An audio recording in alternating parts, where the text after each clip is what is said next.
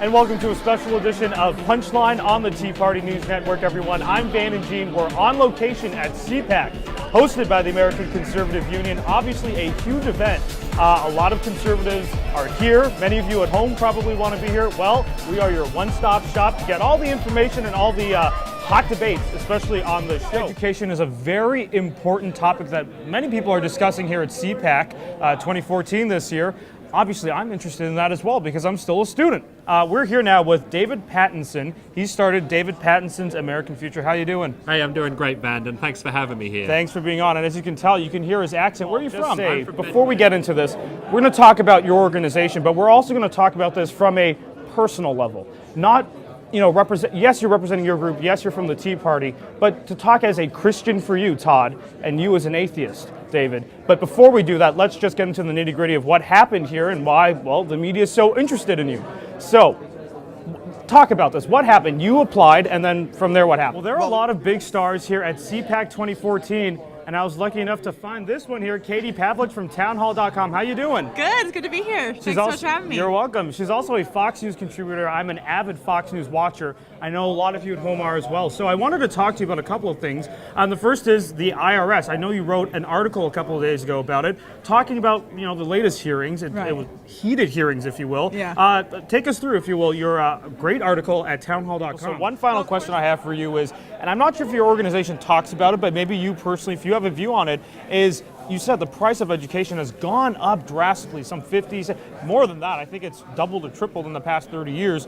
What do we do about it? Is there anything we can do to lower the price of education? Here's a question I want to ask you, and I've always wanted to ask you when I watch on TV. And I got to talk to this guy. Yeah. Well, I got you here. So, as someone who talks about atheism, and you said personally you want to win over more closet atheists, as you call them, people who may be in the pews of church, who may not actually believe, and they're just kind of there, or other people who say that they do and don't. My question is, regardless of that, again, 83% of Americans say that they are at least Christian, or they admit to that. 9 out of 10 people in this country say, according to new CBS polls, says that they believe in some sort of God. Right. So if you want to win more people over, my question is, obviously you want to make some news, but why go out there and demonize Christians, for example? When you see this organization, again, some people have argued that it seems as if they are demonizing, or not even demonizing, but really playing on the strings of emotion for a lot of Christians. And do you feel as if they're doing a fair job at it, or they should do something a little better, where they're coming out and saying, hey, this is atheism,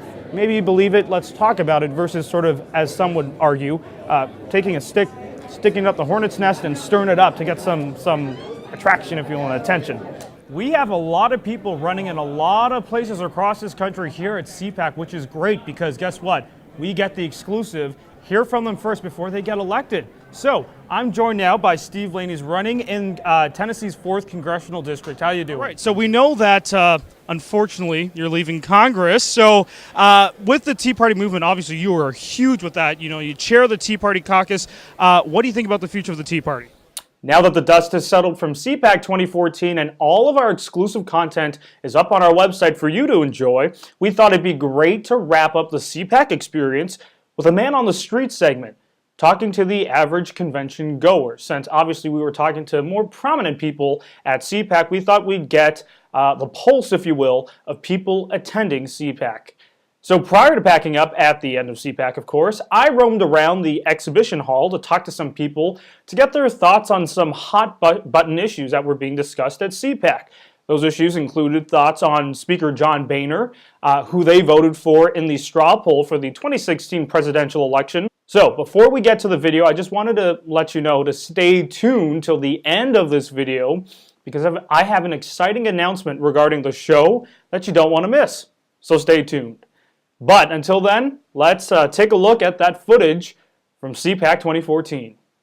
I got to wrap things up. But obviously a very great conversation. Happy to have the two gentlemen on. We'd like to get your thoughts as well. Send us a tweet. My Twitter handle is @VandonGene. This network is @TPNN Tweets. Your Twitter handle was at Mr. Atheist Pants. And then Todd Seferati, his Twitter handle is @Todd Seferati. So send us a tweet. We'd love to hear from you. Again, live from the floor at CPAC, a very interesting conversation, something that you're going to be hearing a lot from the media as well.